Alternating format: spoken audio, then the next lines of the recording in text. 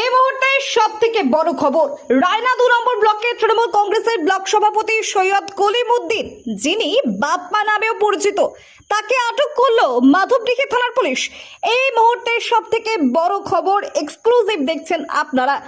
তৃণমূল কংগ্রেসের ব্লক সভাপতি সৈয়দ কলিমউদ্দিন, যিনি বাপ্পা নামেও পরিচিত, তাকে আটক করলো মাধবদীঘি থানার পুলিশ। জানা গেছে, বর্ধমানের রেনিশা 1 নম্বর গেটের সামনে থেকে তাকে আটক করা হয়। হঠাৎ পুলিশি তৎপরতায় এলাকায় চাঞ্চল্যের সৃষ্টি হয়। এরপর তাকে পুলিশি হেফাজতে নিয়ে যাওয়া হয় মাধবদীঘি থানায়। তবে ঠিক কী কারণে তাকে আটক করা হয়েছে সে বিষয়ে এখনো পর্যন্ত জানা যায়নি। পূর্ব বর্ধমান থেকে আলী মিরাজের রিপোর্ট, মাটির মানুষ ডিজিটাল নিউজ।